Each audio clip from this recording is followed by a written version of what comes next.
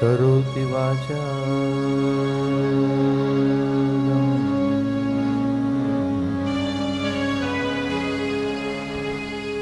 पङ्गुमलङ्घयते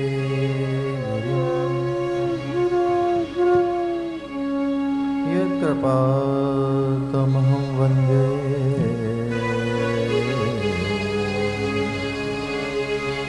परमानन्दमाधवम् रामाय रामभद्राय रामचन्द्राय वेधसे रघुनाथाय नाथाय सीताय पतये नमः। ॐ विश्वानिधे सवितर्दुरितामितरसवम् यद्भद्रं तन्मयासवो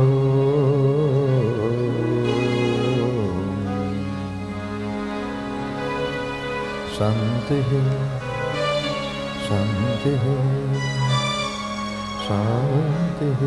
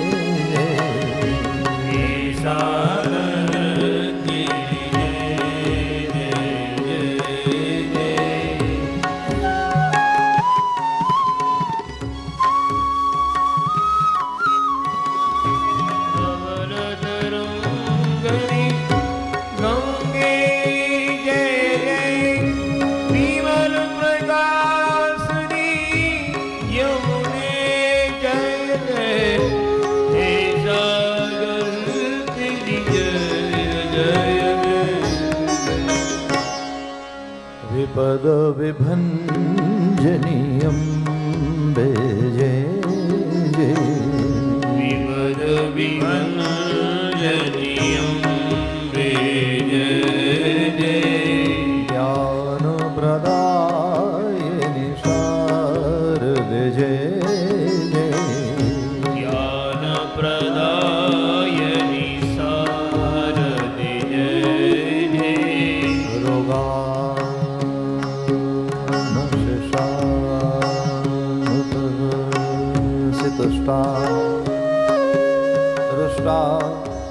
कामान् सकलानभीष्टान्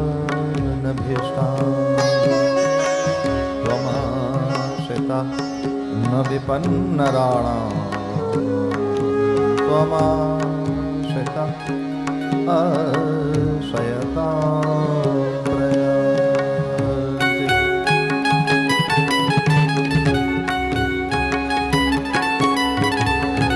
विभुतविभञ्जनी माते जय जय ज्ञानप्रदायिनी शारदे जय जय जयतु भारती जय जय जय। जय जय हनुमान गोसाई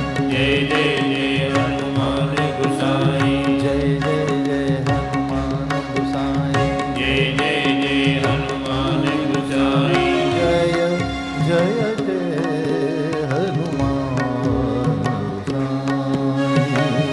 जय जय जय हनुमान गोसाई मोरि सुधारहि सो सब भांति मोरि सुधारहि सो सब भांति मोरि सुधारहि सो सब भांति मोरि सुधारहि सो सब भांति जासु कृपा नहीं कृपा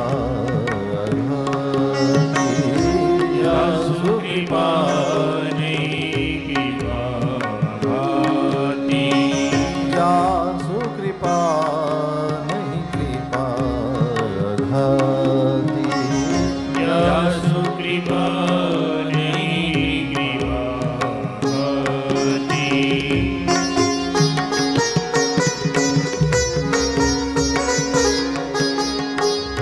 मोरि सुधारहि सो सब भांति जासु कृपा नहीं कृपा घाति। अब प्रभु कृपा करो एहि भांति अब प्रभु कृपा करो एहि भांति। सब तज भज न करो दिन राति सब तज भज न करो दिन राति। जय जय जय हनुमान गोसाई जय जय जय हनुमान गोसाई जय जय जय हनुमान गोसाई जय जय जय हनुमान गोसाई। कृपा करो गुरुदेव की नाई कृपा करो गुरुदेव की नाई।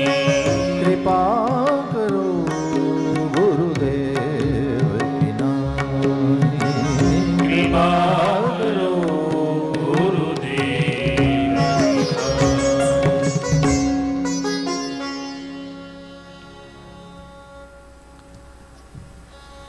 प्रभु की कृपा से सागर मध्य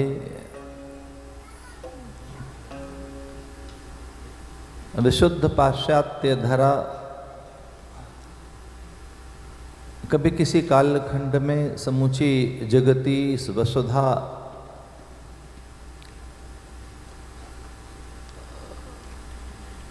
पर जिसका एक छत्र साम्राज्य था, जो अपनी सांस्कृतिक अभिप्सा और साम्राज्यवादी प्रवृत्तियों के वशीभूत पूरी धरा को अधीन करने के लिए जो रोम कभी निकला था, उस रोम की धरती पर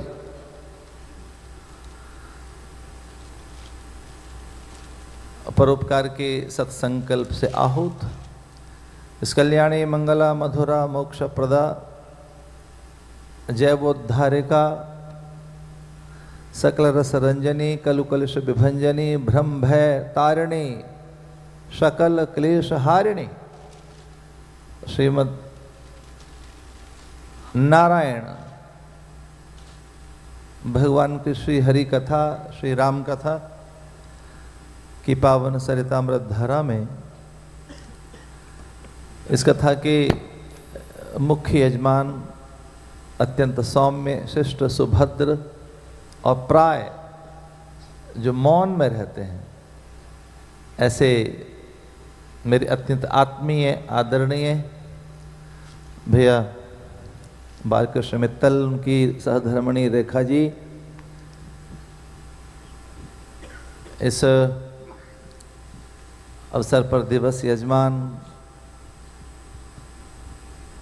और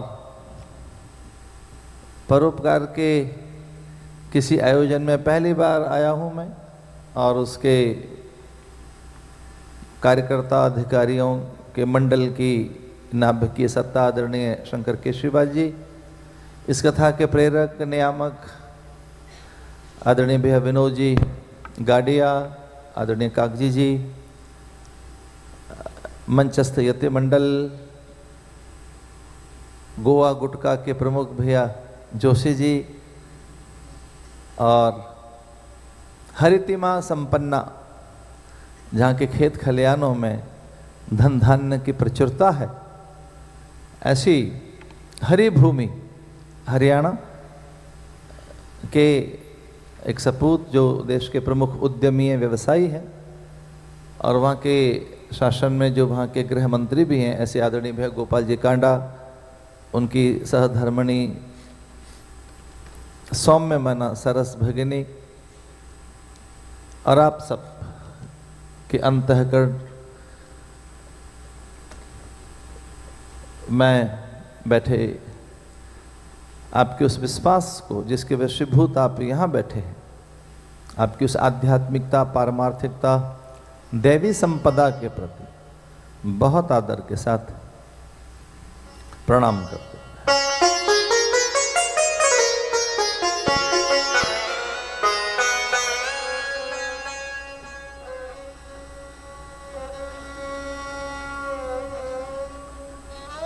ज्ञान समाधान कारक है और मोक्ष कारक भी। ज्ञान एक ऐसी कोख है जहां से शांति का प्रसव होता है। ज्ञानम लब्धाम परम शांति। ज्ञान की फलश्रुति या ज्ञान का फलादेश शांति है। आदि दैविक, आदि भौतिक और आध्यात्मिक त्रिविधताप निवृत्ति है।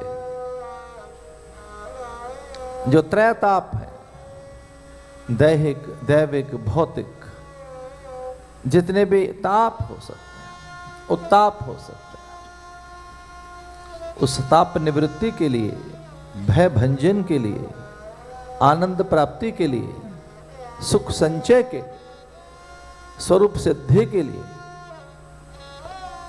और जीवन धन्य हो सके, जीवन को सिद्धि मिल सके, जीवन कृतकृत्य हो सके, जीवन में तीर्थत्व, सुचिता, पवित्र, पूज्यता और पूर्णता प्राप्त हो सके, इसके लिए ज्ञान। 3 उपाय बताए या 3 मार्ग बताए जीवन सिद्धि के लिए, जीवन को सफल करने के लिए 3 उपाय बताए गए। पहला है उपासना का मार्ग, जिसे भक्ति मार्ग भी कहते हैं। दूसरा है कर्म मार्ग, और तीसरा है ज्ञानोपासना, ज्ञान मार्ग, जिसे अभेदोपासना भी कहते हैं। जीवन सिद्धि के लिए, परमात्मा की प्राप्ति के लिए, सत्य को उपलब्ध होने के लिए, या जीवन के यथार्थ और उसकी वास्तविकताओं को जानने के लिए ये 3 ही उपाय हैं, जिसमें भक्ति, कर्मोपासना और ज्ञान। संयोग से हम जिस नगर में अब प्रवेश करेंगे, वो नगर ज्ञानी का नगर है, जिसे विदेह नगरी भी कहा गया। जनक को विदेह कहा गया। विदेह, जो देह में रहकर भी देहातीत हो, भावातीत हो, गुणातीत हो। हम सब संसार में रहते हैं और हमारे भीतर भी संसार रहता है। हम सांसारिक प्राणी हैं। हम भौतिकीय और पदार्थ की प्रचुरता के जगत में रहते हैं। हम मनुष्य निरंतर आर्थिक अनुकूलताओं के संचय में रहते हैं। तो हम जो संसारी हैं, हम संसार में रहते हैं और हमारे भीतर भी संसार रहता है। पर ज्ञानी संयोग से संसार में तो रहता है, पर उसके भीतर में संसार नहीं रहता। तो जिसके भीतर में संसार सरक गया हो, जिसके भीतर में से कम जगत रहता हो, बस वही ज्ञानी है। ज्ञानी और अज्ञानी के बीच में इतना सा ही फर्क है कि जैसे एक चना आपकी हथेली पे रखा जाए और पूछा जाए ये क्या है, तो आप कहेंगे भुना हुआ चना है। और एक दूसरा और चना आपकी हथेली पर रखा जाए और पूछा जाए ये क्या है, तो आप कहेंगे ये भी चना है और पर ये कच्चा है। फिर पूछा जाए इसमें सैद्धांतिक अंतर क्या है, और आप चिंतक हो, विचारक हो, मनीषी हो, दूरदृष्टा हो, चने की सत्ता और उसके अस्तित्व का बोध प्रबोध हो, बीज से वृक्ष बनने की पूरी यात्रा का आपको ज्ञान हो, तो आप ऐसा कह सकते हैं कि जो भुना हुआ चना है इसमें अंकुरण की संभावनाएं नहीं रही। इसे जल के संग में रखो, भूमि में डाल दीजिए, ये पेड़ नहीं बन सकता। लेकिन कच्चा चना जैसे ही जल के संपर्क में आएगा, उसकी प्रकृति में परिवर्तन, और धरती में डाल दिया तो फिर वो अंकुरित होने लगेगा। अन्न जरा सा भी जल में तो डालकर देखो, अंकुरित होने लगता है। कुछ तो लोग आहार के रूप में अंकुरित आहार लेते हैं। तो कुछ धान्य कण ऐसे हैं, कुछ अन्न कण ऐसे हैं जिन्हें तनिक सी आर्द्रता चाहिए, थोड़ा सा गीलापन चाहिए, उन्हें थोड़ा सा जल का संग चाहिए, और उनके भीतर में जो कुछ है वो कुलबुलाने लगता है। उनके जो कुछ है भीतर वो प्रकट होने लगता है। उनमें जो कुछ निकलने की संभावनाएं हैं वो सब व्यक्त होने लगती है और उनमें अंकुरण होने लगता है। पर भुने हुए चने की प्रवृत्तियां ऐसी नहीं हैं। चूंकि उसे अग्नि का संग मिल गया है, वो अंकुरित नहीं हो सकता। ठीक वैसे ही कई बार संत सत्पुरुषों की सन्निधि में, सत्संग में, स्वाध्याय के द्वारा आत्मचिंतन कर अथवा अभेदोपासना कर व्यक्ति अपने अंतःकरण में जागतिक अंकुरण की संभावनाओं को प्राय मिटा देता है। इसे भीतर में भौतिकी अंकुरण न हो, आपकी स्फुरणाएं, आपकी लालसाएं, आपकी वासनाएं, आपकी कामनाएं धीमे से शिथिल हो जाएं, ये ज्ञान का संग है। और ज्ञानी का तो कोना कोना बड़ा उत्तम होता है। उसके कोने कोने से गंध सुगंध, उसके कोने कोने से सज्जा व्यवस्था, उसके कोने कोने से कला और दिव्यता आभासित होती है। ये कोई बहुत आवश्यक नहीं है कि बड़े बड़े महल हों आपके पास। एक छोटे से घर को भी सुंदरता प्रदान की जा सकती है। भगवान राम, लखन और गुरुदेव विश्वामित्र ने जब जनकपुर में प्रवेश किया तो वहां की पुररम्यता राम जब देखी, पुररम्यता, वहां की रम्यता, भव्यता, दिव्यता जब राम ने देखी तो विस्मित से रह गए, चकित से रह गए। और राम ने लखन से कहा कि हम तो समूची धरती के स्वामी हैं, अयोध्या तो स्वर्णमयी है, कनक भवन में हम पैदा हुए हैं। हमारे उद्यान, विपिन, सरित, सरोवर, जलाशय, झील, उपवन, कानन, कूप, बापी, जलाशय, अट्टालिकाएं, स्थापत्य वास्तु, हमारे यहाँ के वस्त्र आभूषण, पकवान, व्यंजन, मिष्ठान, नाना प्रकार के परिधान, लगता है अब कुछ नहीं है इस छोटे से नगर के सामने। यहाँ देखो तो सही कैसी सुंदरता है। दरअसल में जब व्यक्ति भीतर से वैचारिक पवित्र होता है तब वो सुंदर बनने लगता है। अगर आप भीतर से पवित्र नहीं है, भीतर में संयत नहीं है, शांत नहीं है, भीतर से संतुलित नहीं है, व्यवस्थित नहीं है, भीतर में पवित्र नहीं है, भीतर में एकीकृत नहीं है, तब बाहर वो आपकी भंगिमाओं से, चेष्टाओं से, प्रतिक्रियाओं से, भास आभास से, आपकी उपस्थिति से भीतर का बिखराव दिखने लगेगा। ऐसा हो नहीं सकता। क्या मौन हो और भीतर का कोलाहल आप छुपा कर रख सकें? अगर आप मौन में भी है और भीतर कोई बवंडर है, भीतर कोई कोलाहल है, भीतर में कहीं कोई संघर्ष है, भीतर में किसी प्रकार की आप में द्वंद्वों के आघात संघात, निरंतर भीतर में कहीं कोई व्यूह रचना और अपनी आंखों से आप छुपा लें, ऐसा नहीं हो सकता। आपकी आंखें बताएंगी, कभी आपकी नासिका कपोल और यूं ही अनायास हिलते आपके होठ, आपके माथे का श्वेत कर्ण और पूरे मस्तक पर कपोलों पर खिंची हुई चिंता की रेखाएं भीतर के भय को बार बार बताएंगी। ऐसा हो नहीं सकता। इसलिए जो ज्ञान है वो आपको भीतर की शांति देता है।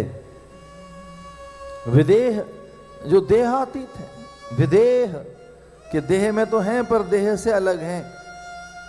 एक वेदांत ऐसी बात कहता है कि जो सबसे बड़ी उपाधि है वो देह है। हम निरंतर देह की चिंता में रहते हैं, शरीर की चिंता में रहते हैं। हमें एक ही चिंता है और वो है अनुकूलताओं की। हमें अनुकूलताएं मिल जाएं, हमें फेवर मिले। हम जन्म से लेकर और मृत्यु तक अनुकूलताओं का संचय करते रहते हैं। अनुकूलताओं का, समय अनुकूल हो जाए, प्रकृति अनुकूल हो जाए, ऋतु अनुकूल हो जाए, थोड़ा आकाश अनुकूल हो जाए, थोड़ी पवन अनुकूल हो जाए, थोड़े पड़ोसी अनुकूल हो जाए, पत्नी अनुकूल हो जाए, बच्चे अनुकूल हो जाए, भाग्य अनुकूल हो जाए, देवता अनुकूल हो जाए और तो और विधाता अनुकूल हो जाए, हमारे अनुकूल हो जाए। हम अनुकूलताओं के आकांक्षी हैं। हमारे अनुकूल या मनोनुकूल। तो प्राय लोग कहते हैं हमारे मन के अनुसार नहीं चल रहे हैं लोग, बाकी तो ठीक है, हमारे मन के हिसाब से नहीं हो रहा है। तो हम मनोनुकूल, चित्त के अनुकूल, बुद्धि के अनुकूल, अपने अनुकूल हमें जो अच्छा लगता है वो हो। तो अनुकूलता में परिवर्तन, अन्य में, परार्थ में, प्रकृति में, पर्यावरण में, पड़ोसी में, परिवार, हम अनुकूलताएं चाहते हैं कि हमारे हिसाब से सब चले।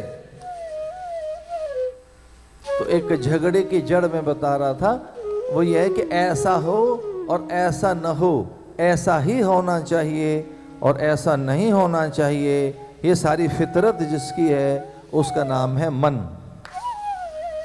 ऐसा ही हो और ऐसा न हो, ऐसा ही होना चाहिए और ऐसा नहीं होना चाहिए। ऐसा होता तो कितना अच्छा होता, अब ऐसा हो गया है तो ठीक नहीं हुआ। तो इसका अर्थ है हम अनुकूलताएं बहुत चाहते हैं। तो जैसे राम पहुंचे जनकपुर में, तब उन्होंने कहा कि यहाँ सब के सब शांत हैं, प्रशांत हैं, सहज हैं, प्रशांत वाहिता संस्कारात् विशोकावा ज्योतिषमती। ज्ञानी के पास शोक नहीं होता, क्रोध नहीं होता, भय नहीं होता। होता है उतना सा कि जैसे सागर पे लकीरें खींचे तो खिंचती खिंचती दिखती तो हैं, लेकिन साथ साथ मिटती जाती हैं। जो ज्ञानी है उसके पास आवेश तो होता है, क्योंकि उसके पास देह है, बुद्धि है, मन है, वैसे ही अन्न जल ले रहा है, उसी प्रकृति के बीच में रहता है, उसी परिवेश का वो साक्ष्य हिस्सा है। उसमें भय या कुछ आवेश रहता तो है, पर कितनी देर के लिए। वो आया और उसी समय मिट जाता है। जैसे सागर में जाएं आप और कुछ लकीर खींच कर देखें तो साथ साथ मिटती जाती है। कभी बालू में लकीर खींच कर देखें आप तो कुछ देर के बाद बालू की लकीर मिट जाती है, लेकिन कुएं की खंदक बहुत दिनों तक रहती है। जो कुएं की खंदक है, जो कुएं के निशान हैं, जो रस्सी से पड़ गए निशान पनघट के हैं, अगर वैसे पनघट वैसे कूप आपने नहीं देखे तो बात अलग है, पर मैंने ऐसे बहुत कुएं देखे हैं जहां पर रस्सी के निशान बने रहते हैं। तो कई बार बार बार संस्कारों का जो एक प्रभाव है वो हमारे चित्त पर रहता है। बस ज्ञान में संस्कारों का प्रभाव खो जाता है। इसे जनकपुर में जो पहली चीज देखी राम ने, लक्ष्मण ने, और वो अनुभव किया तो चकित रह गए। राम ने कहा यहां कोई शोक ग्रसित नहीं है, विशोकावा ज्योतिषमती। किसी व्यक्ति को शोक नहीं, किसी व्यक्ति को भय नहीं है, या कोई व्यक्ति अशांत नहीं, कोई व्यक्ति व्यथित नहीं है, कोई व्यक्ति आहत नहीं। और ज्ञान के अभाव में व्यक्ति बहुत आहत होता है। आहत होना जानते हो किसे कहते हैं? हर्ट होना। हम हर्ट हो गए, हम बहुत हर्ट हो गए। तो ज्ञान के अभाव में कोई भी आपको हर्ट कर सकता है, कोई भी। हाँ, कोई दृश्य, व्यक्ति, वस्तु, घटना, परिस्थिति, परिवेश, और वो भी आपको हर्ट कर सकते हैं जो आपको बहुत प्लेजर देते हैं, ऑनर देते हैं, फेवर देते हैं, जो आपके लिए डेडिकेटेड हैं, डिवोटेड हैं। अगर आप में ज्ञान का अभाव है तो बहुत जल्दी आहत होंगे, विचलित होंगे, व्याकुल होंगे, व्यथित होंगे, पीड़ित होंगे, दुखित होंगे। और एक चीज और है, ये सब इकट्ठा कर दिया जाए तो बहुत जल्दी अवसाद में आएंगे, जिसे आंग्ल भाषा में स्ट्रेस कहते हैं, इसे डिप्रेशन कहते हैं। वो उसी के द्वार पर खड़ी है जहां पर ज्ञान, विवेक, संयम, सद्विचार, सत्कर्म संलग्नता, शुभ संकल्प का अभाव है। जहां पर सत्कर्मों की संलग्नता, शुभ संकल्प, सद्विवेक, विचार जहां नहीं है, उसके द्वार पर दुख खड़ा है। इसलिए जनकपुर में दुख नहीं दिखाई दिया, द्वंद्व नहीं दिखाई दिया, भय नहीं दिखाई दिया। राजा जनक ने देखा था कि उनकी पुत्री सीता उस धनुष को उठा लेती हैं जिस धनुष को तिल भर सरकाया नहीं जा सकता था।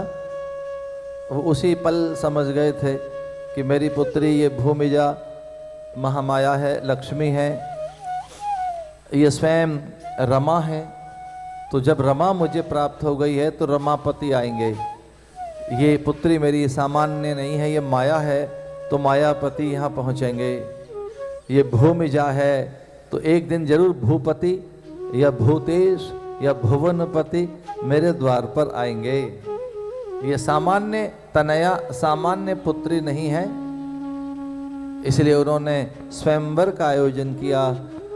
संसार भर से राजा आए और गुरुदेव के साथ राम लखन भी।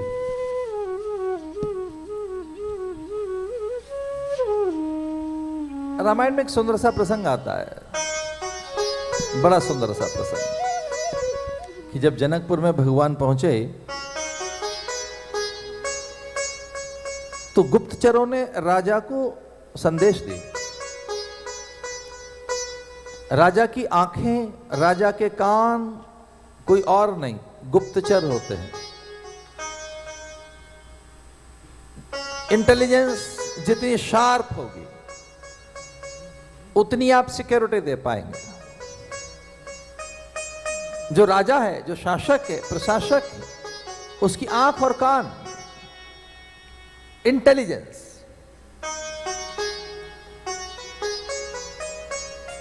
कहां पहुंचे कुछ लोग केजीबी के द्वारा, सीआईए के द्वारा, एफबीआई के द्वारा, कहां पहुंचे मोसाद के द्वारा।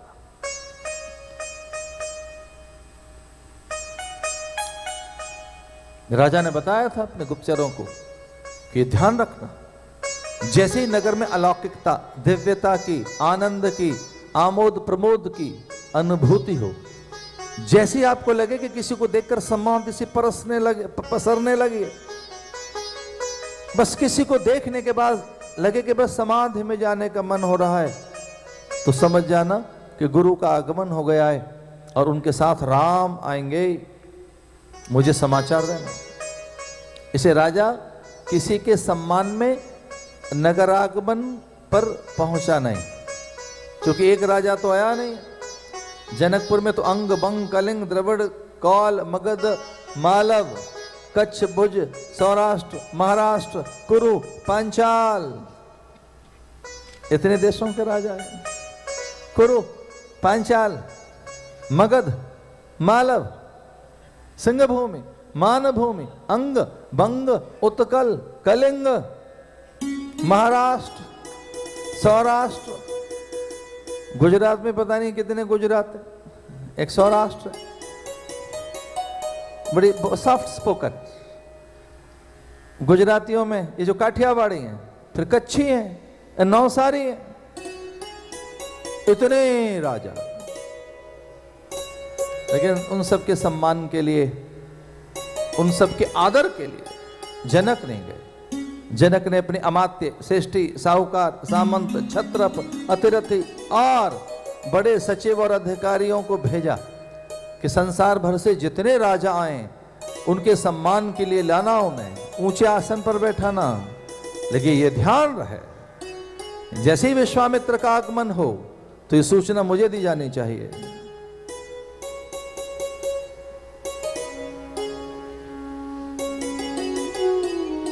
विश्वामित्र महामुनि आए, समाचार मिथिलापति पाए। कान में समाचार दिया। गुप्तचरों ने कहा कि हे राजन, अब विश्वामित्र का आगमन हो गया है। वो किसी एक अमराई में हैं, 2 राजकुमार साथ हैं, उनके साथ 2 राजकुमार, तुणीर तना हुआ उनका तरकश और ठसाठस बाणों से भरा हुआ गौर बदन 2 सुंदर राजकुमार उनके साथ हैं। बस इतना सुनकर दौड़े तो सचिवों को, सेवकों को, अमात्य और बड़े अधिकारियों को यह पता लग गया कि राजा नंगे पैर दौड़ते हुए गया है। इसका अर्थ है कि राजा तो कोई आए नहीं है, महाराजा कोई आए नहीं, कोई और बड़ी चीज आई है। राजा महाराजा नहीं, कोई और बड़ी चीज। तो ज्ञानी द्वार पर पहुंचा, विदेह विश्वामित्र के चरणों में गिर पड़ा और राम के दर्शन के बाद, राम के साक्षात्कार के बाद, इन्हीं विलोकत अति अनुरागा, बरबस ब्रह्म सुख ही मन त्यागा। आपके हाथ में कोई ये कहकर कि ये बहुत महंगा हीरा है और इससे 2, 4, 10 नगर खरीदे जा सकते हैं, और ये इतना बड़ा हीरा है कि पूरी धरती की संपदा इसके अधीन हो सकती है, और उस हीरे को आप हथेली में रखें और पता लगे कि नहीं ये तो कांच है, पता लगे कि कांच का टुकड़ा है, तो आप क्या करेंगे? आप उसे फेंक देंगे। मुझे इस समय स्वामी खंडानंद जी महाराज याद आ रहा है। इस प्रसंग में उनका एक बहुत सुंदर, क्योंकि वेदांती महात्मा थे,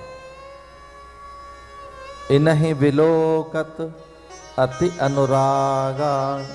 कोई चीज हमें अट्रैक्ट करती है, कोई चीज हमें प्रभावित करती है, कोई चीज हमें आकर्षित करती है, कोई चीज हमें सम्मोहित करती है, कोई चीज हमें विमोहित करती है, कोई चीज बरबस उसकी प्राप्ति के लिए हमें प्रयोजन और प्राप्ति के लिए प्रेरणा, प्राप्ति के लिए हमें एक स्वप्न पैदा कर देती है।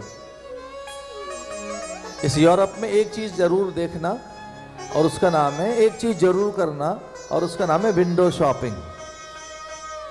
विंडो में देखते रहो, एक विंडो शॉपिंग होती है।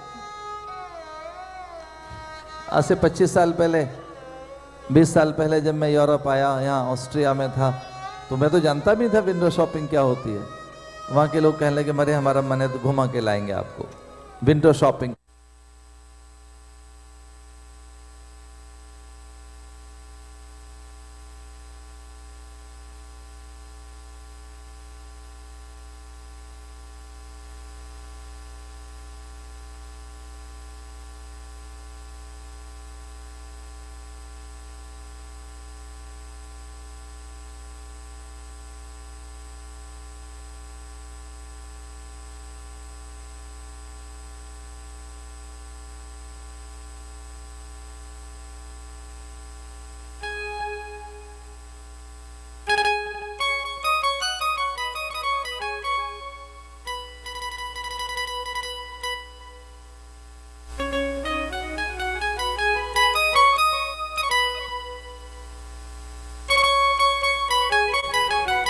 कि जो निरंतर समाधि में रहता था, उसने राम को देखकर कहा कि समाधि के सुख को तो त्याग देते हैं। जो अब तक का यजन भजन साधन अर्चन वंदन स्तवन किया, अब तक जो कुछ करते रहे उसे तो छोड़ देते हैं, बस राम को देखते रहें, बस राम को देखते रहें। इन्हीं विलोकत अति अनुरागा, बरबस ब्रह्म सुख ही मन त्यागा। राजा को लगा कि अलौकिक पुरुष है, एक लौकिक पुरुष में इतना आकर्षण नहीं हो सकता। ये कोई सामान्य देह नहीं है, ये केवल कोई एक कलेवर नहीं है, ये कोई काया नहीं है, ये केवल शरीर नहीं है, ये कोई बहुत बड़ी सत्ता है जिसके दर्शन मात्र से मुझे समाधि से भी बड़ा सुख प्राप्त हो गया है। ये कोई बहुत बड़ी सत्ता है। और पूरे नगर में उन्होंने हल्ला मचा दिया कि इस पूरी धरती पर सबसे बड़ा कोई काम हो सकता हो तो एक ही काम है कि राम के दर्शन कर लेना, हो सके तो राम के दर्शन कर लेना। तो अमात्य श्रेष्ठी साहूकार सामंत और पूरे नगर में चर्चा हो गई कि गली गली में जनक एक ही बात कहते फिर रहे हैं कि कुछ करो न करो, इस जन्म में कुछ हो या न हो, एक काम जरूर कर लेना, राम जी के दर्शन कर लेना, राम के दर्शन हो जाए। राम हमारे नगर में आ गए,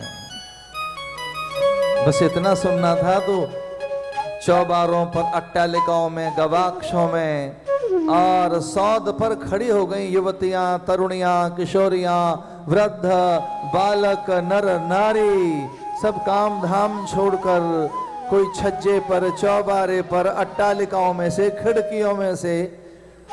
और इस पूरे यूरोप में विंडो जरूर अच्छी दिखाई देती है, कहीं कहीं किसी ने फूल रखे हुए हैं।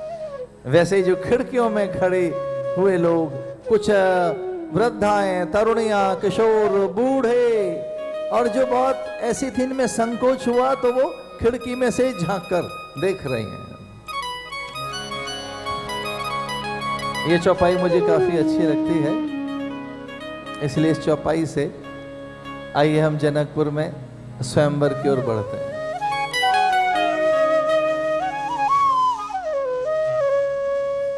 युवती न भव न झरो खन लागी, युवती भव न झरो खन लागी, युवती भव न झरो खन लागी, युवती भव न झरो खन लागी। रखे राम रूप अनुरागे, निरखे राम रूप अनुरागी, निरखे राम रूप अनुरागे।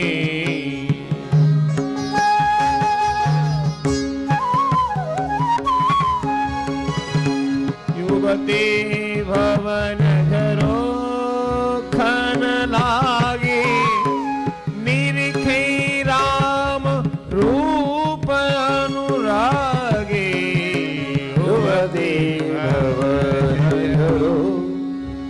लागी। युवती भवन झरोखन लागी, युवती भवन झरोखन लागी, निरखै राम रूप अनुरागी। युवती भवन झरोखन लागी, निरखै राम रूप अनुरागी।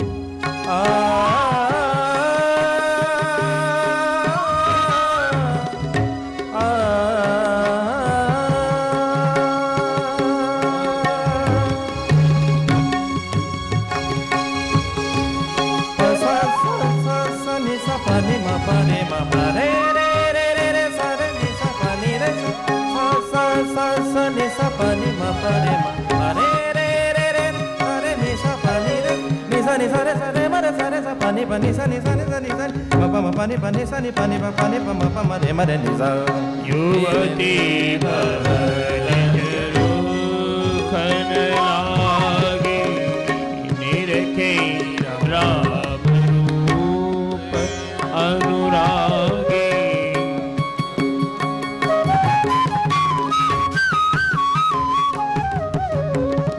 जनकपुर के लोगों को एक अनुभूति हुई और वो अनुराग की अनुभूति।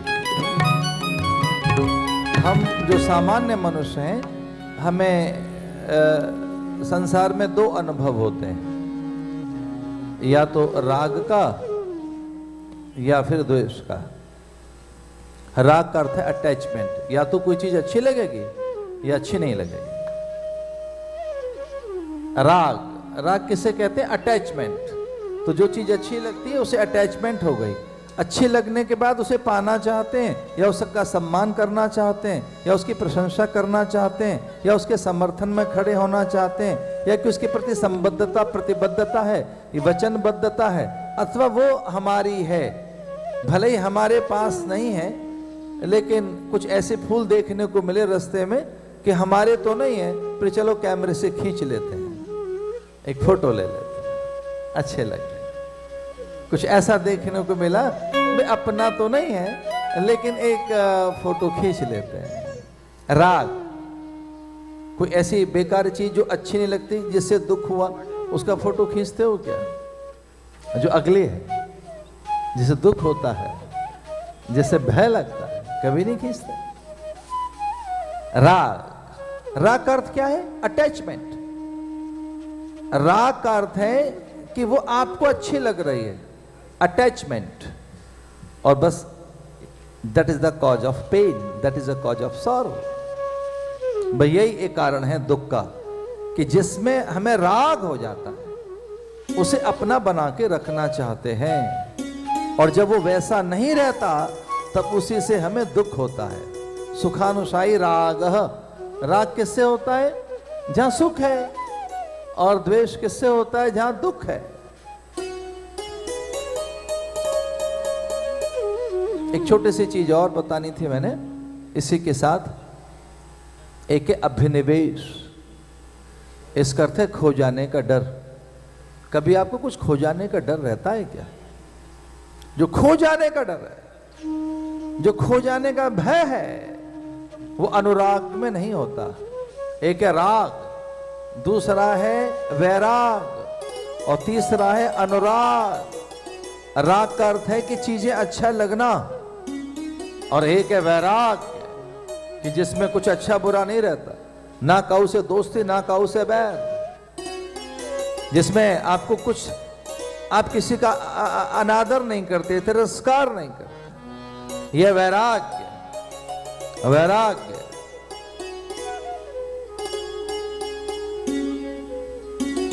ये वैराग्य जानते हो किसे कहते हैं? वैराग्य साधुओं को हो जाता है। जब वैराग्य होता है तब घर छूट जाता है, तब फिर कोट पैंट टाई पतलून फिर छूट जाती है। वैराग्य हो जाने के बाद फिर सब साधन छूट जाते हैं। ये वैराग्य कब होता है?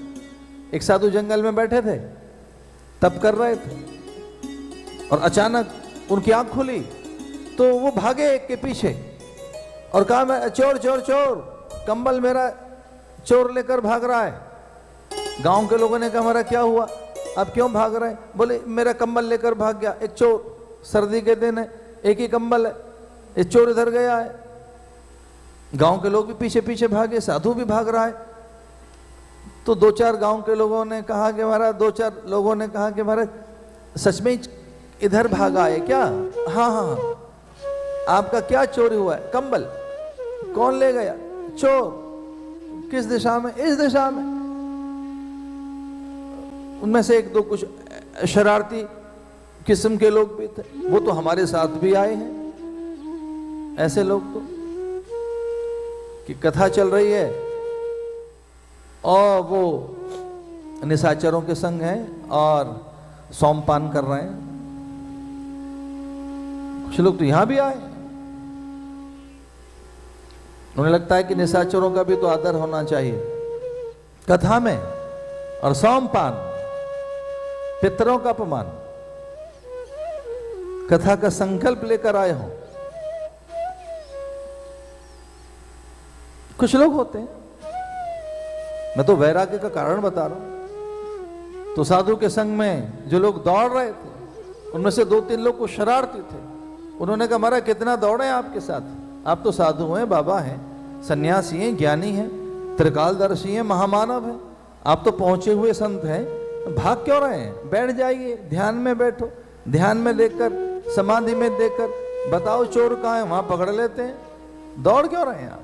अब बैठिए ना आराम से। कितना दौड़े आपके साथ, वो भी आपके कंबल के लिए।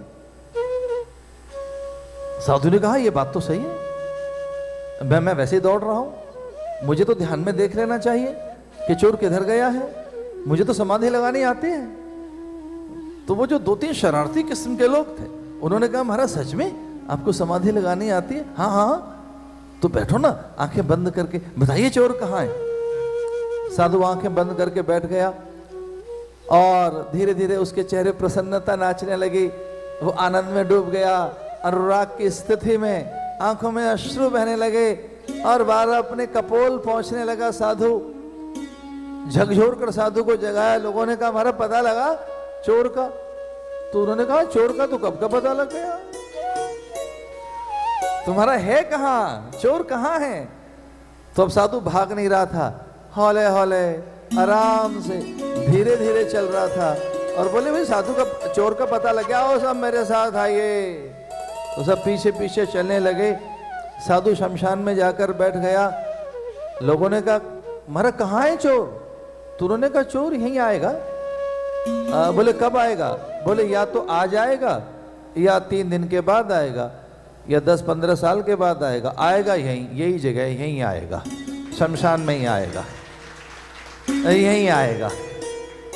और एक सच है, मेरा कंबल उसके साथ नहीं होगा, ये सच है, आएगा यहाँ, मैं ही वेट करता हूं उसके, आप जाइए, ये जगह है सबके आने के, आप जाइए।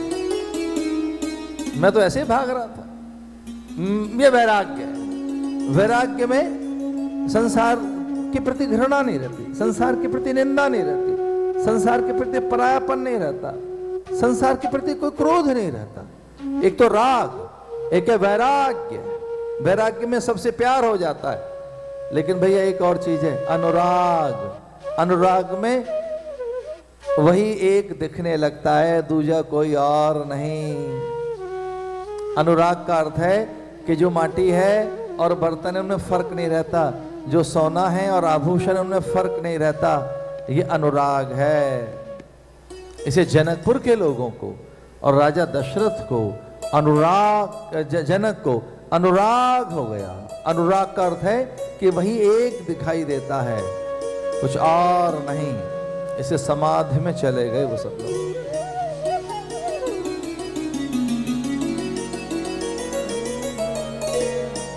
ये कंबल वाली बात याद रखना जरा, ये बड़े काम की चीज है। परोपकार का बैज लगाया हुआ हो, तो जरा दाएं बाएं कोई हमें देखने लगे, इस बात का भी ध्यान रखना। क्योंकि बैज आपने परोपकार का लगा रखा है, आपने धार्मिक बिल्ला लगा रखा है। हाँ, बैज उतार कर कोई उपद्रव करना हो तो जरूर करना, लेकिन अगर बैज है तो नहीं, वो ठीक नहीं रहेगा। आइए, वो तो मेरे मन की कोई एक व्याकुलता थी, हमने कहा जनकपुर में जाएं तो व्याकुलता छोड़ के जाएं, वहां भी अनुराग की स्थिति में जाएं तो ज्यादा अच्छा रहेगा।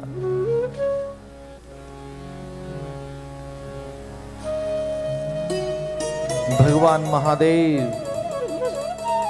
और उनकी अर्धांगिनी सर्वथा पूजित हैं, इसलिए सीता जी उनका पूजन करने गई। कुंवारी कन्याओं को ये चौपाई जरूर गुनगुनानी चाहिए। बड़ी सुंदर सी चौपाइयां हैं। जय जय जय गिरिराज किशोरी, जय महेश मुखचंद चकोरी, अद्भुत चौपाइयां हैं। जय गज बदन षडानन माता, सुन सिय सत्य आशीष हमारी, पूजई मन कामना तुम्हारी।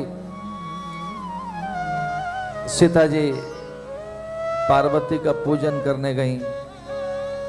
विनय प्रेम बस भई भवानी, खसी माल मूरत मुस्काने।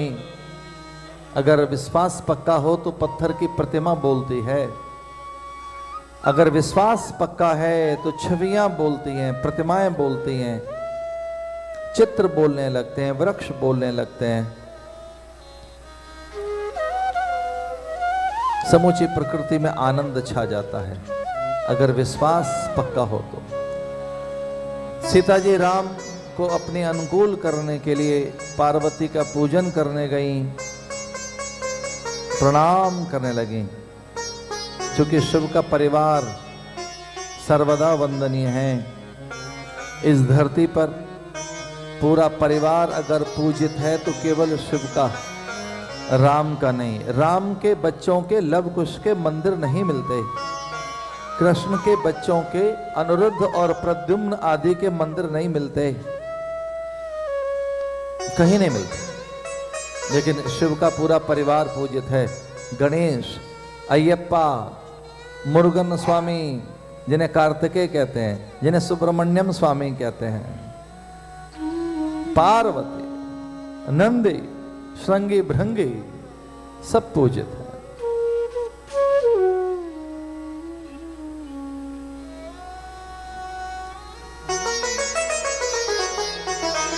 विनय प्रेम वश भई भवानी। सीता जी पूजन करने गई पार्वती का। पार्वती की गले की माला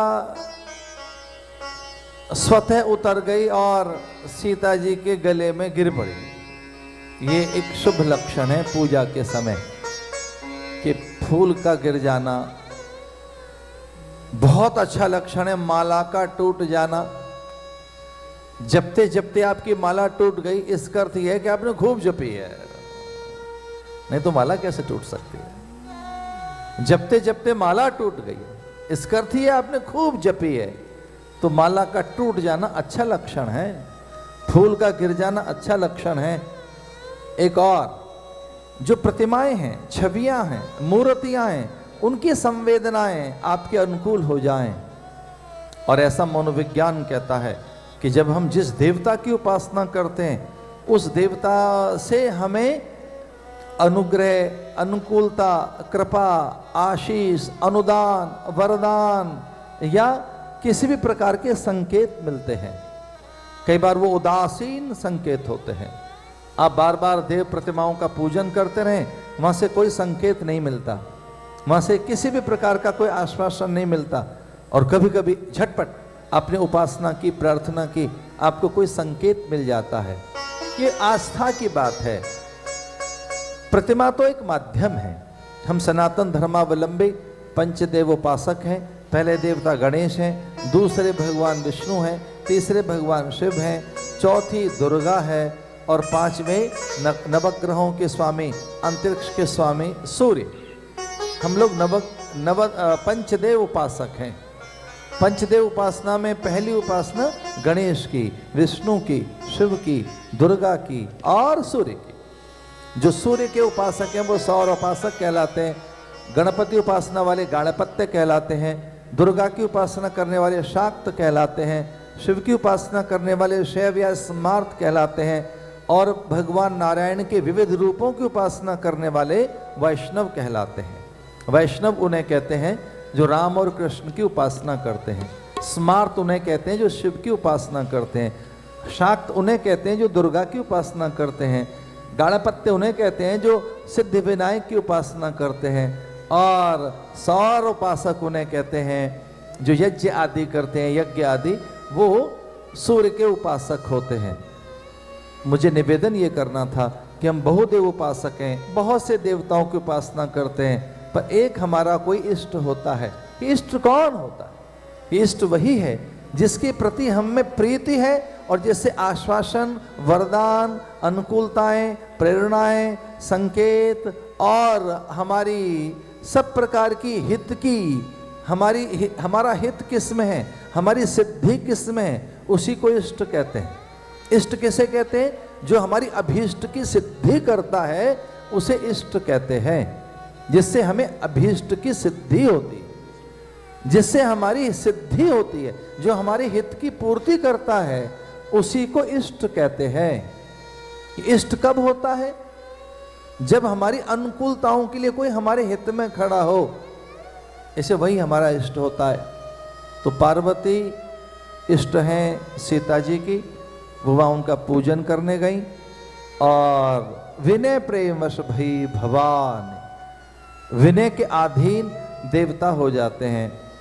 देवता विनय के अधीन हैं, मंत्रों के अधीन हैं, भाव के अधीन हैं, विश्वास के अधीन हैं। एक पता बता रहा था मैं भगवान का आपको। कोई पूछे जी कथा सुन के आए हो, कोई भगवान का भी पता लगा क्या? कथा सुनकर आए हो कि उसमें कोई भगवान का पता बताया स्वामी जी ने? तो हाँ, मैं बता रहा था भगवान का पता। भगवान, भगवान में पहला कौन सा अक्षर है? भ। तो गिनिए, भा माने भूमि, फिर है गा माने गगन, भूमि और गगन के फिर बीच में अग्नि, वायु, नीर। बस भैया यही भगवान है। धरती, गगन, गिन तो लो जरा। भा से क्या बना? भूमि। गा माने गगन, वायु, उसके बाद आया अग्नि, और अंत में क्या है? नीर। भगवान भाई यही वायु गुरु है, इसी का नाम फिर वो मालिक है, इसी को रब कहते हैं, इसी को फिर सब जगह ढूंढ रहे हैं लोग। ये जो 5 चीजें हैं, अगर ये ना हो तो फिर कोई भगवान हमें नहीं चाहिए। अगर हमारे पास भूमि नहीं है, अग्नि नहीं है, जल नहीं है, पीने को पानी नहीं है, अग्नि नहीं है, आकाश नहीं है, तो फिर कौन सा परमात्मा हमें चाहिए? कोई कहे जी 5 चीजें आपको नहीं मिलेंगी, फिर रहें कहाँ, कौन सी जगह? तो यही भगवान है। अच्छा, ये इसमें से भगवान कहां से मिलेगा? ये तो भगवान है, इनका पता क्या है?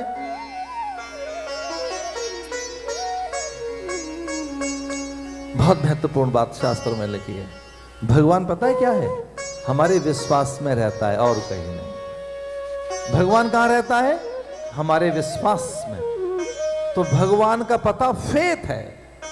भगवान का पता है फेथ। भगवान कहां रहता है? फेथ में, विश्वास में रहता है। इसलिए किसी का विश्वास है स्वास्तिक में, किसी का है ध्वज में, किसी का है दुर्गा में, किसी का है हनुमान में, किसी का है भैरव में, कोई श्रीनाथ को मानता, कोई द्वारिकाधीश को मानता, कोई भोले पे जल चढ़ा रहा है। तो भगवान क्या है? विश्वास। इसलिए कोई भगवान को मानना चाहे, कोई भगवान को देखना चाहे और उससे मिलना चाहे तो अपने विश्वास को संभाल कर रखना। और कोई पूछते हैं वो हुआ भी है क्या, भगवान है भी क्या, तो हम आपसे पूछेंगे आपके माता पिता हुए थे क्या? जैसे कोई पूछे कि भगवान है क्या, तो मैं उससे पूछूंगा कि तुम्हारे पिताजी हुए थे क्या? मतलब तुम्हारे पिताजी थे कभी? मतलब तुम्हारे पिता तो रहे होंगे कि हाँ हाँ, और उनके पिता, उनके पिता, और उनके पिता, और उनके पिता। ऊर्ध्वमूलधः शाखामश्वत्थं प्राहुरव्ययम् छन्दांसि यस्य पर्णानि यस्तं वेद स वेदवित्। अगर आप पता लगाना चाहें अपना कि आप कहाँ के, ऊर्ध्वमूल, ओ घर, वो घर, वो घर। इसे हमारा जो घर है वो सूक्ष्म, जैसे पानी उड़कर वहीं जाता है, लौ वहीं जाती है, देह यहां जाती है।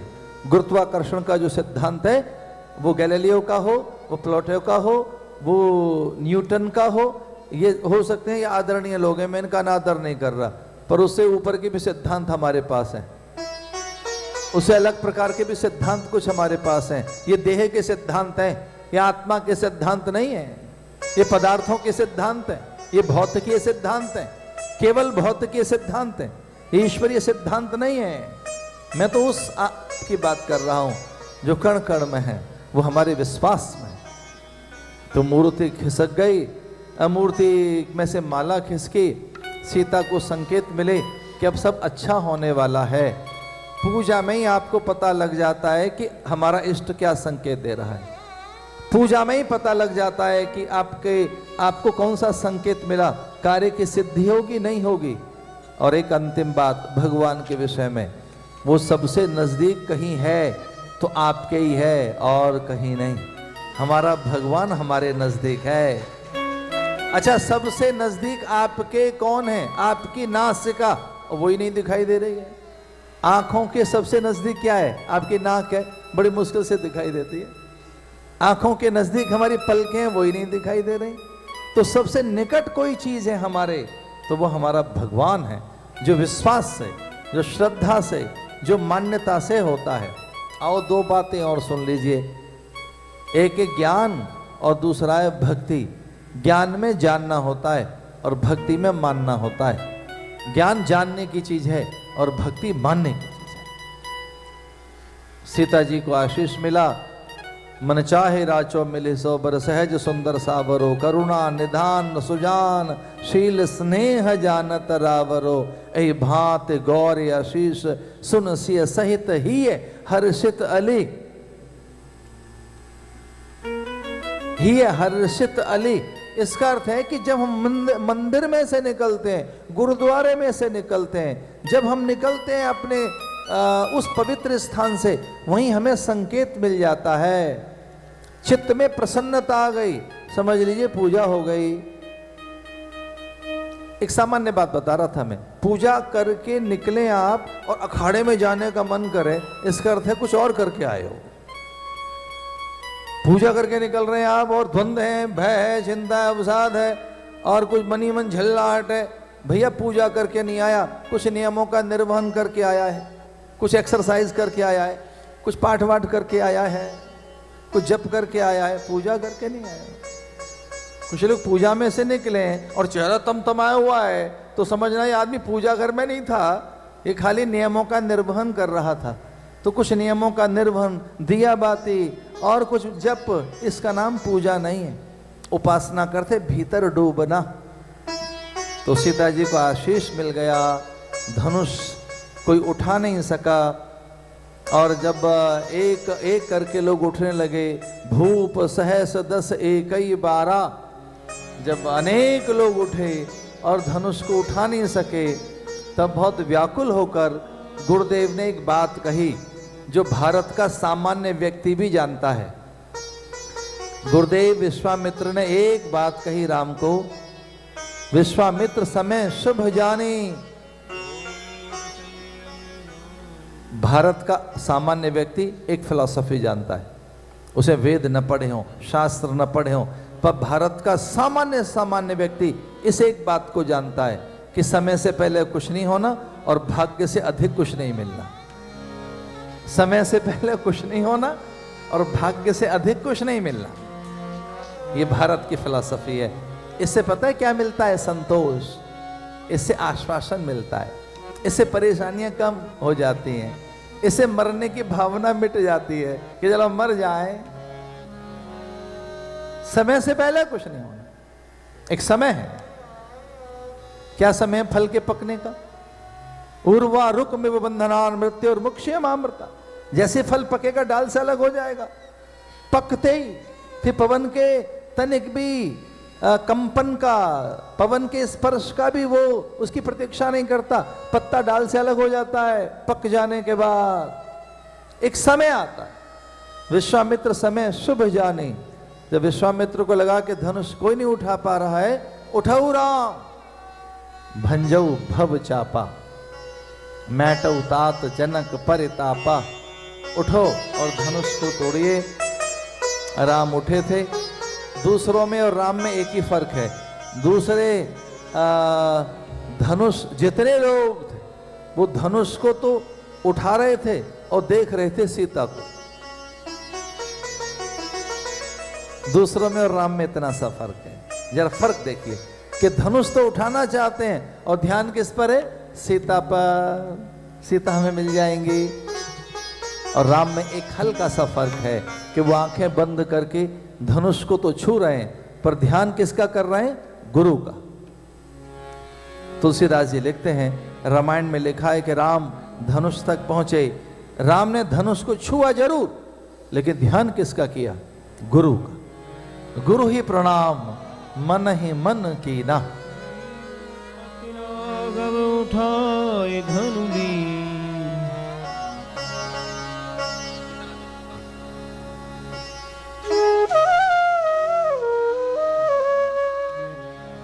यमन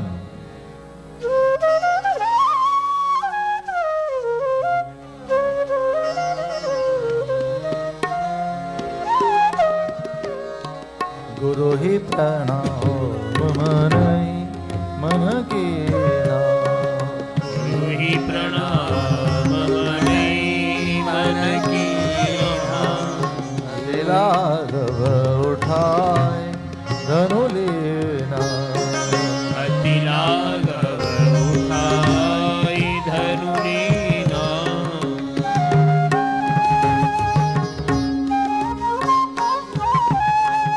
गुरु ही प्रणाम मन ही मन की ना।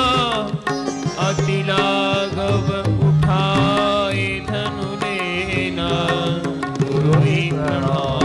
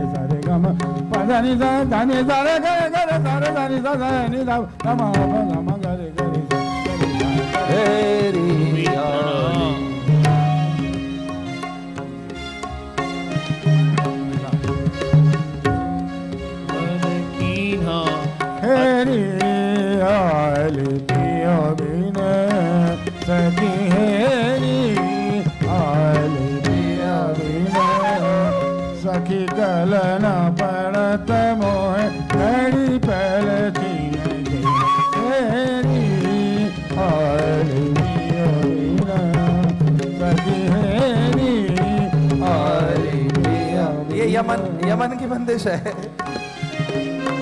सने सने सारे करे कसे रे जी सा नी दा पा मा गा रे सा हे रे रे रे रे रे गा मा गा रे गा मा ba ma ga ma ba da ba pa da ni da re ga re da ni da ba ma ga re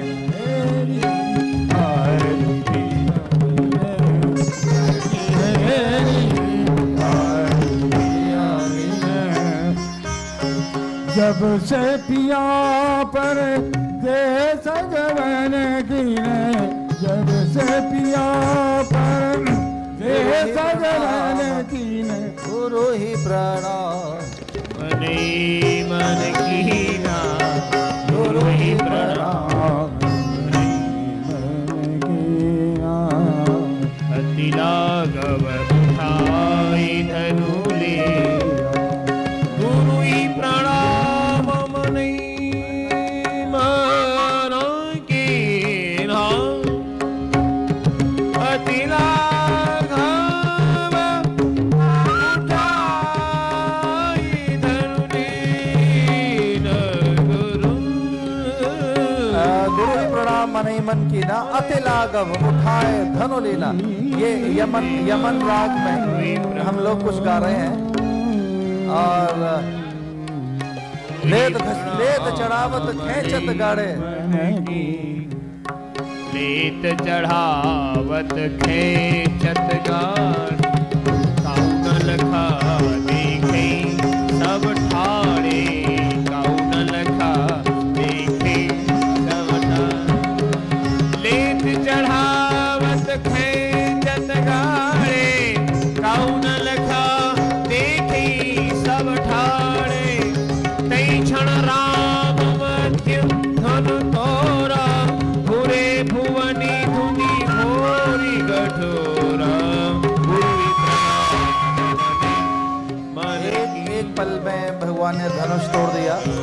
Sita ji आनंदित होकर चहकती हुई और मनी मन पार्वती का ध्यान करते हुई जय श्री राम। सीता जी ने राम के गले में जयमाला डाली और झांझ मृदंग शंख सहनाई घंट तुरहिया सब बजने लगे और देवी का आराधन होने लगा।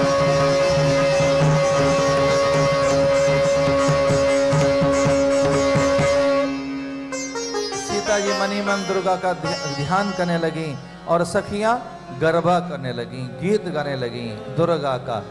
और जो मुझे पंक्तियां याद आती हैं, सोनल गर्भो सिरे अम्बे माँ चालो धीरे सोनल गर्भो सिरे अम्बे माँ चालो धीरे धीरे सोनल गर्भो सिरे अम्बे माँ चालो धीरे सोनल गर्भो सिरे अम्बे माँ चालो धीरे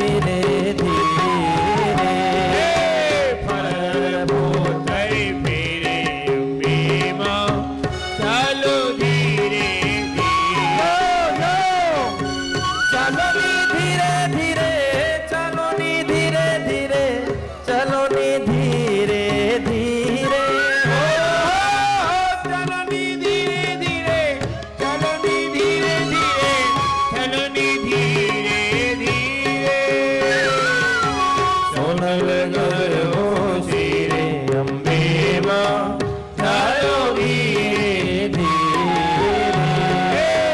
सोनल गयो सिरे अम्बे मां चालो धीरे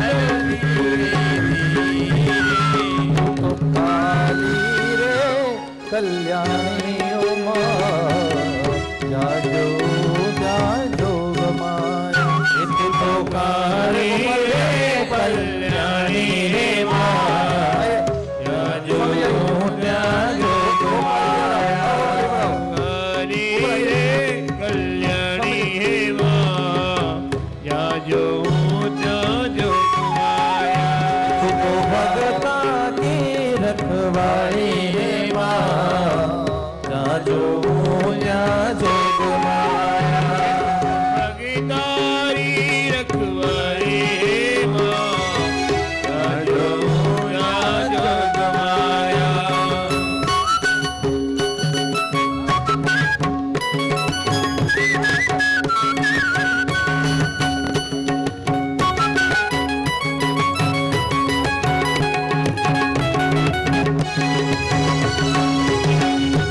पहला रे युग में जानी रे मां तो पहला रे युग में जानी है मां हे मां हे मां हे मां हे मां हे मां हे मां हे मां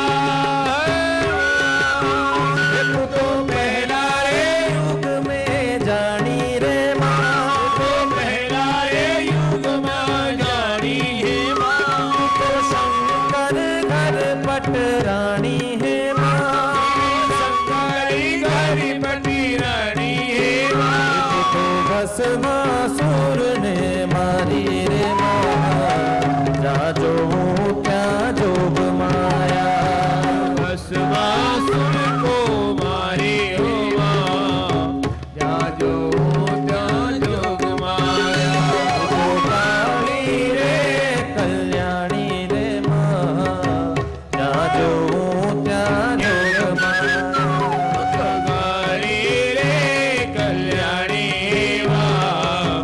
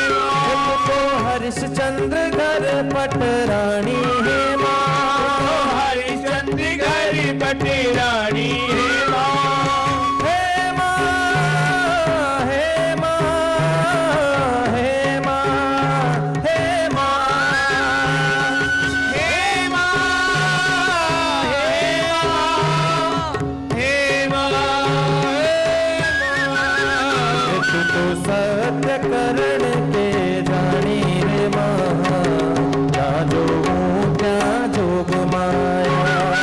सत्य करण ने जानी रे माँ, जा जो क्या जोग माया। तू तो काली रे कल्याणी रे माँ, जा जो क्या जोग माया।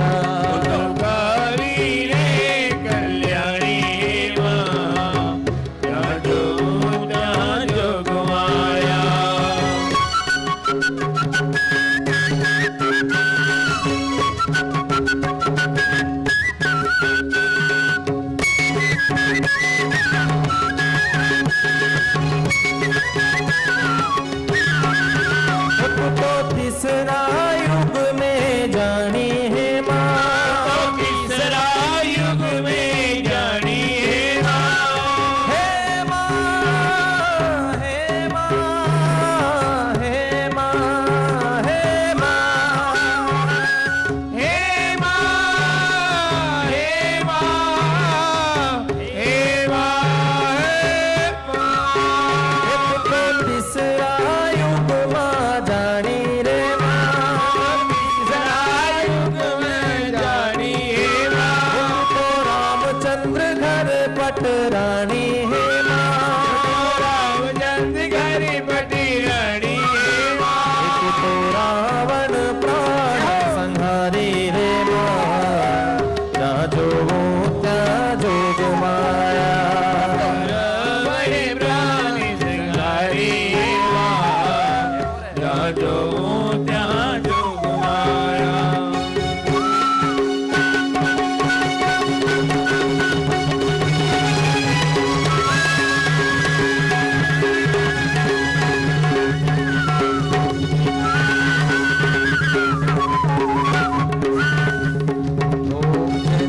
मंगला काली कपालिनी क्षमा स्वाधात्री स्वाधा नमो।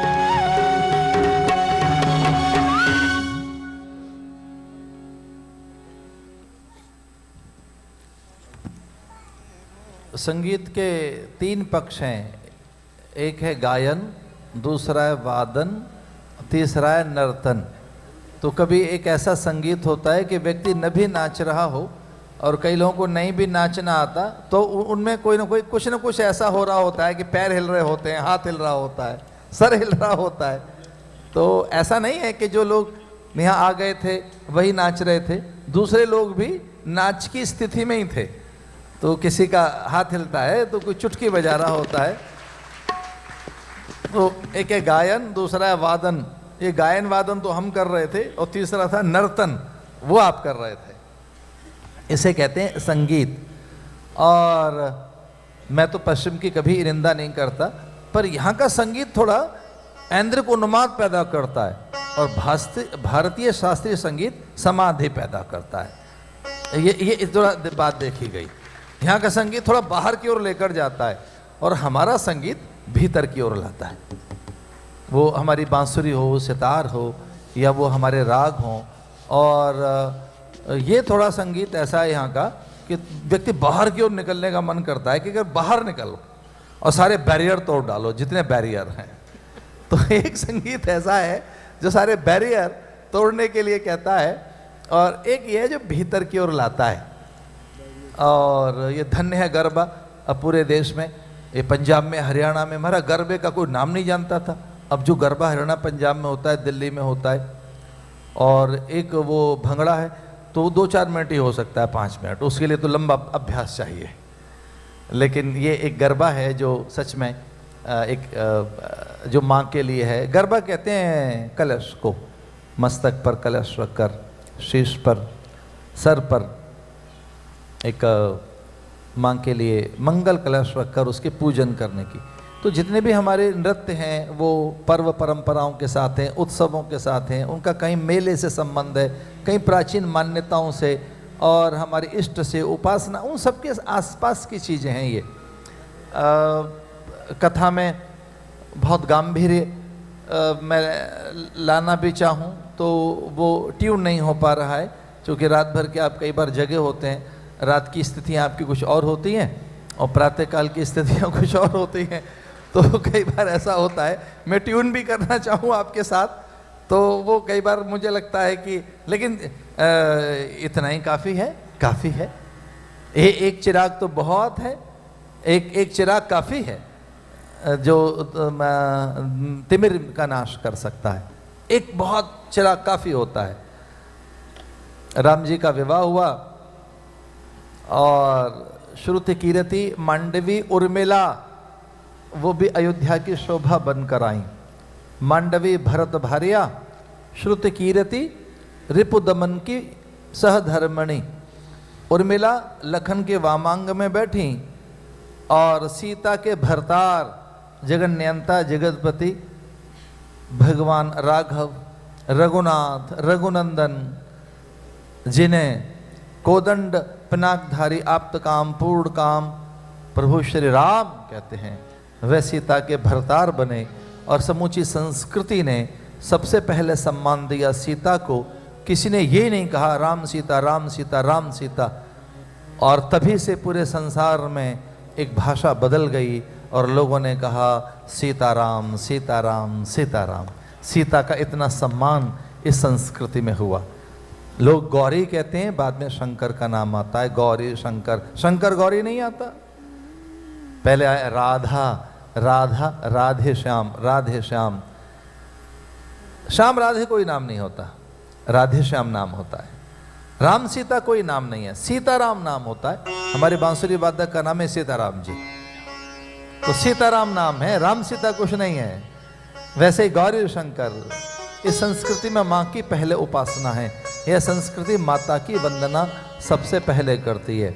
सीता के आगमन पर स्वर्ण कलश रख दिया गया, वह उसका स्पर्श कर अयोध्या में प्रवेश करने लगी। अयोध्या में जैसे मानो आनंद छा गया। तुलसीदास जी लिखते हैं, जब ते राम ब्याए घर आए, नित नव मंगल मोद बधाए। जैसे राम विवाहित होकर आए तो निश्चिंतता, निर्भ्रांतता, निर्भयता, निशंकता छा गई। एक ऐसी ये स्टेट है, मेंटल स्टेट, ये किसी किसी को मिलती है। ये जो मानसिक स्थिति है ये बिना भगवान की कृपा के नहीं मिलती। कौन सी स्थिति? निश्चिंतता, निर्भयता, निशंकता, निर्भरता। कोई बर्डन फील ना करें आप कोई बर्डन फील ना करें। अच्छा, कुछ लोग कहते हैं यार बड़ा बर्डन है, तो हम कहते हैं सर पे तो कोई पोटली नहीं है, बर्डन कहाँ से फील हो रहा है? कि नहीं, मेरा बड़े लाइबिलिटी हैं, रेस्पॉन्सिबिलिटी हैं, बड़े बहुत तरीके के टारगेट अचीव करने हैं, बहुत अलग अलग गोल हैं, अलग अलग टारगेट बना रखे हैं। एक प्रोडक्शन का टारगेट है, मार्केटिंग का टारगेट है, बहुत तरीके के हमारे टारगेट है, बड़ा बर्डन है, बड़ा बर्डन है। तो जो बर्डन है ये कब निकलता है? भगवत कृपा से। एक शब्द है निर्भरता। भगवान की जब तक कृपा नहीं होती, जब तक भगवान जीवन में नहीं आते, तब तक निर्भरता नहीं आ सकती। एक शब्द है निश्चिंतता, कि कोई आप में चिंता ही नहीं रही, निश्चिंतता, निश्चिंतता। एक है निर्भयता, कि कोई भय आप में न रहे। एक है निशंकता, कोई आप में संशय न रहे। एक है निर्भरता, आप में कोई भार न रहे। और एक इससे ऊपर का अर्थ है, शब्द है आनंदिता। आनंदिता, कि आप हमेशा ब्लिसफुल स्टेट में रहें, ऑलवेज ब्लिस, हमेशा आप आनंद ही आनंद में हैं। तो ये स्थिति किसकी बन गई? कौशल्या, कैकेयी, सुमित्रा और दशरथ की। दशरथ और कौशल्या, कैकेयी, सुमित्रा ने कहा कि अब हम निश्चिंत हो गए। हम निश्चिंत कब होते हैं? जब हमारी चाबी के गुच्छे को संभालने वाला कोई आ जाता है, जो हमारी चाबी संभाल ले। तो वो बुढ़ियाएं निश्चिंत हो गईं। उन्होंने सहसा हौले से चाबी पकड़ा दे। सीता ने बहुत संकोच में कहा, ना माँ, ये अभी नहीं हो सकता, ये आप ही रखें। सीता ने चाबी उनको ही लौटा दी कि हम अजान हैं, अल्पज्ञ हैं, अभी हम कुछ नहीं जानती हैं, अभी हमारे कुछ अनुभव नहीं है, हम कुमारियां हैं, हमें आपसे भी सीखना है, हम ये चाबी नहीं ले सकते। निश्चिंतता हो गई। लगा कि कोई आ गया संभालने वाला। व्यक्ति सबको तो जीतना चाहता है, पर पुत्र से हारना चाहता है। मां अपनी पुत्री से हारना चाहती है, चरित्र में, शील संयम में, सदाचार नैतिकता में, ज्ञान और अध्ययन में और अनुभव में। कोई मां ऐसा सपना नहीं देखती कि मैं निरक्षर हूं और मेरी बेटी पढ़ न जाए। उस मां को बहुत अच्छा लगता है कि मास्टर्स कंप्लीट हो गया मेरी बेटी का, मैं तो पढ़ ही नहीं सकी। तो जिस दिन बेटी मां को पराजित कर दे अध्ययन में, अनुभव में, नैतिकता में, भौतिकीय उत्थान में, उस मां को तभी चैन मिलता है जब बेटी आकर कहती है कि मां हमारे घर तो कुछ नहीं, मैं जहां गई हूं वहां का वैभव अपार है। तो इसे सुनकर मां निश्चिंत हो जाती है कि मेरी बेटी बड़ी हो गई। तो पुत्री के वैभव से मां को ईर्ष्या नहीं होती। मां को ईर्ष्या कब होती है? कभी नहीं। मां को तो और अच्छा लगता है। और पुत्र से पराजित होना चाहता है पिता। पिता अपने पुत्र से पराजित होना चाहता है कि पुत्र मेरा बहुत आगे निकल गया, तो निश्चिंत हो जाता है व्यक्ति।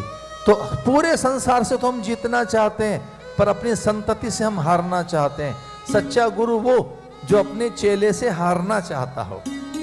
जो सच्चे गुरु हैं वो होते हैं जो अपने शिष्य से हारना चाहता हो कि मेरा शिष्य ज्ञान में, संयम में, शील में, तप में, नैतिकता में बहुत आगे चला गया है। अरे विवेकानंद न होता तो रामकृष्ण परमहंस को कोई न जानता, कोई नहीं जान सकता था। लेकिन विवेकानंद को लगा कि मिशन मेरे नाम से नहीं चलना चाहिए, मिशन तो रामकृष्ण के नाम से चलना चाहिए। रामकृष्ण मिशन मेरे गुरु का ही मेरे पास दिया हुआ सब कुछ है। तो ये तो सच है कि आप पिता को हरा दें, लेकिन ये ध्यान रहे कि आपका अस्तित्व आपके पिता से, आपकी माँ से है। आपका अस्तित्व आपकी परंपरा से है।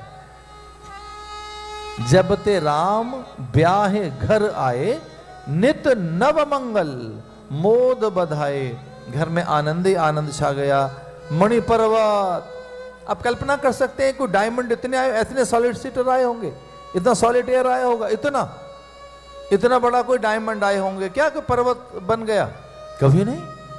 लेकिन दशरथ का सम्मान, दशरथ ने मान किया राजा जनक का।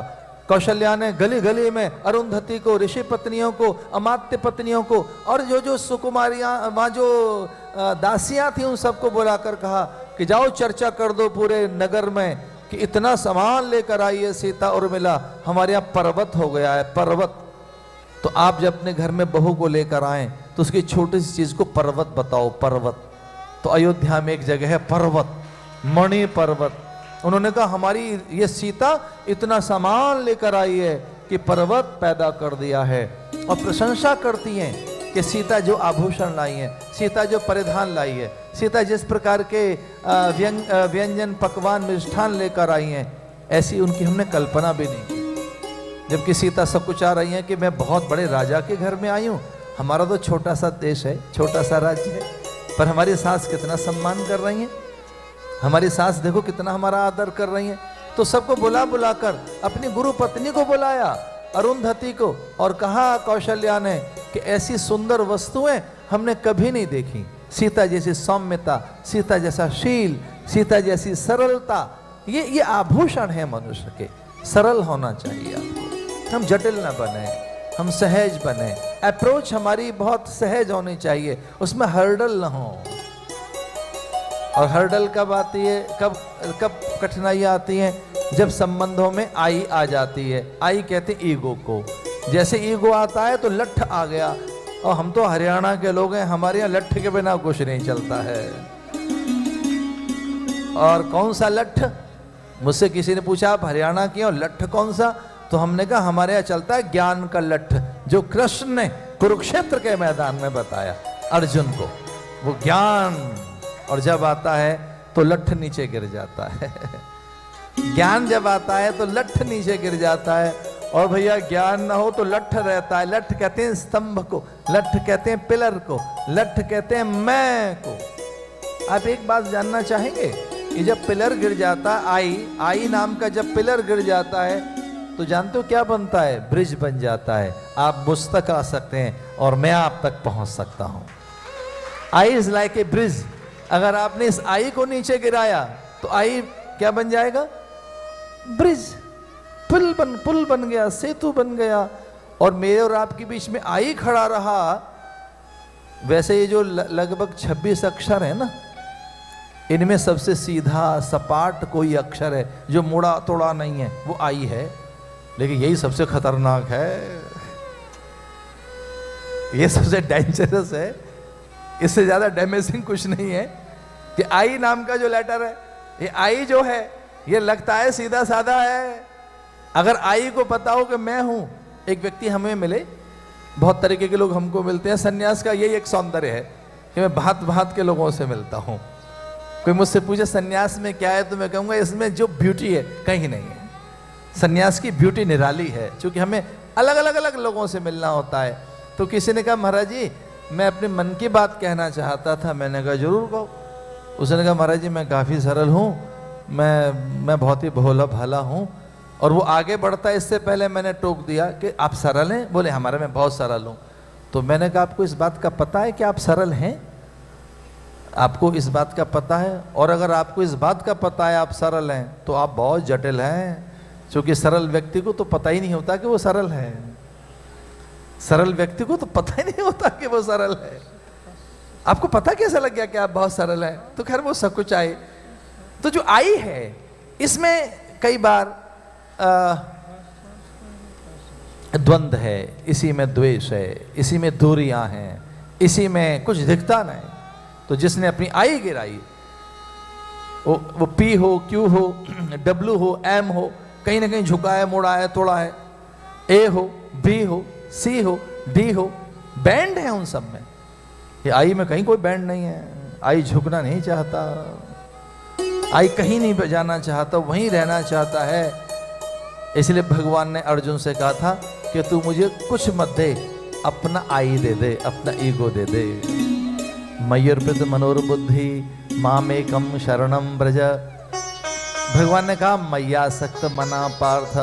अरे अर्जुन मैं तेरी आई तुझसे लेना चाहता हूं, और मैं अपनी आई तुझे देना चाहता हूं, अपनी आंखें तुझे देना चाहता हूं, तेरा अहंकार मैं लेना चाहता हूं, और अपनी आंखें तुझे देना चाहता हूं। राम जी की कथा है ये, और हरि अनंत हरि कथा अनंता, इसे कहीं से लें कहीं से छुएं। कल कुछ लोग गए थे तो बहुत पैदल चलना पड़ा था, मैं तो बीच रास्ते में से चला आया था। तो ये ध्यान रखना कि समय पर जाएं, समय पर लौट कर आएँ, कहीं ऐसा न हो बस छूट जाए। और थोड़ा हम भारतीय हैं तो अपनी संस्कृति का भी ध्यान रखें, लोगों का सम्मान करते हुए विनम्रता के साथ, बहुत आदर के साथ आप पहले आगे चलें, और इस तरीके का एक सदाचार सा रखते हुए आज आप घूमने जाना। आज आप वहाँ जा रहे हैं जहाँ जिस रोम की कभी तूती बोलती थी, आज आप वहाँ जा रहे हैं जहाँ से पूरे संसार में साम्राज्य का वाद की स्थापना हुई, और आप वहाँ जा रहे हैं जहाँ से कॉलोनियल एक एटीट्यूड पूरे वर्ल्ड वाइड स्प्रेड किया गया। कॉलोनियल एटीट्यूड कि जगह जगह जाओ और बिखर जाओ और पूरे संसार को अपना बनाओ। तो मैं निवेदन कर रहा था कि बहुत सादगी के साथ, विनम्रता के साथ, सरलता के साथ आप घूमने जाएंगे। अब तो राम जी का विवाह भी हो गया है, तो वन में भी जाएंगे। हमारे पास अभी हैं दिन, कुछ कथा भी सरकाएंगे आगे। पर अगर कथा की जरा सी मानसिकता बनाओगे और उधर से मानसिकता और समर्पण और अस्थाई, तो इधर से जरूर निकलेगा। जो साधु की ज्ञान गुदड़ी है, जो साधु की ज्ञान पोटली है, उनकी जो ज्ञान राशि है, कृपया बैठे रहें थोड़ी देर और, थोड़ी देर और बैठे रहिए प्लीज, थोड़ी देर और बैठे रहिए। थोड़ी सी कोई अनाउंसमेंट्स हो सकती हैं, और वो आपके हित के लिए अनाउंसमेंट्स होंगी। वो जो घोषणाएं वो आपके हित के लिए होंगी, तो कृपया इन बातों का जरूर ध्यान रखें। और बहुत ही संकोच के साथ बात कह रहा था, अन्यथा मत लेना। हो सके तो थोड़ा खान पान का भी ध्यान रखना, कथा में आप आए हुए हैं, ज़रा अच्छा रहेगा। थोड़ा खान पान का ध्यान रखा जाए तो उसमें बड़ा आनंद रहेगा। और बाकी को समय पूरा पड़ा है, बहुत पूरा जीवन पड़ा है। कथा के दिनों में थोड़ी सरलता, खान पान का ध्यान, थोड़ी विनम्रता, और किसी भी स्थिति में आपकी मुस्कान कोई आपसे छीन न ले। किसी भी स्थिति में अगर आपके हाथ में जप की माला रहेगी तो बहुत अच्छा रहेगा।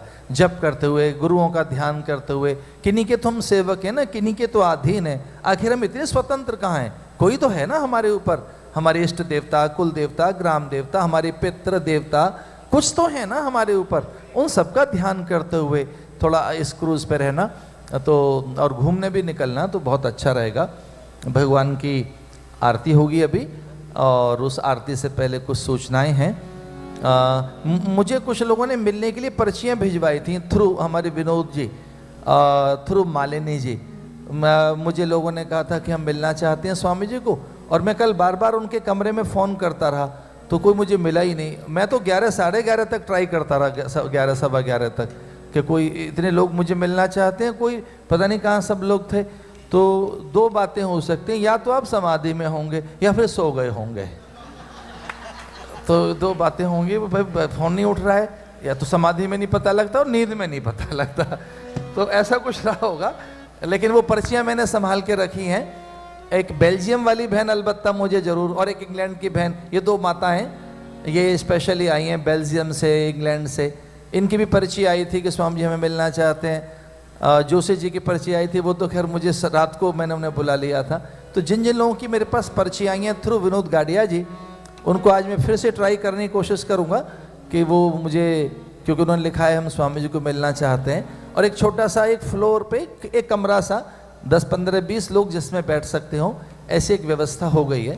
तो लिमिटेड नंबर्स वहाँ बैठ सकते हैं मेरे साथ। आप फिर से अपनी जो मिलना चाहते हैं अपना फ़ोन नंबर शंकर बाबू को, विनोद गाडिया जी को, या मालिनी बहन को, अथवा हमारे विनोद भुट्टन जी को, या किसी भी कार्यकर्ता को नोट करा सकते हैं। और कोई समझ में ना आए तो ये लाल कपड़े वाले जितने महात्मा हैं, अपनी एक पर्ची अपने फ़ोन नंबर की इनको दी जा सकती है। मैं प्रयास करूँगा आपसे मिलने का। मेरी बहुत बहुत शुभकामनाएं आपके लिए। और ठीक ढंग से ड्रेसअप होकर, जूते पहनकर, बाहर 30 डिग्री सेल्सियस तापमान है, काला चश्मा जरूर लेकर जाएं और ज़रूर जाइए, लेकिन विनम्रता के साथ, आदर के साथ जाइए। इस रोम की धरा को पवित्र करके आओ, भगवान का नाम लेते हुए जाना। पश्चिम के लोगों को ये बता कर आना कि आप अत्यंत सभ्य और शिष्ट और शालीन देश से चल कर आए हैं। आप वो लोग हैं जो देवताओं को मानने वाले लोग हैं। इन्हीं शब्दों के साथ भगवान की आरती के लिए और कुछ अन्य घोषणाओं के लिए मैं माइक सौंपता हूँ हमारे भैया शंकर बाबू को।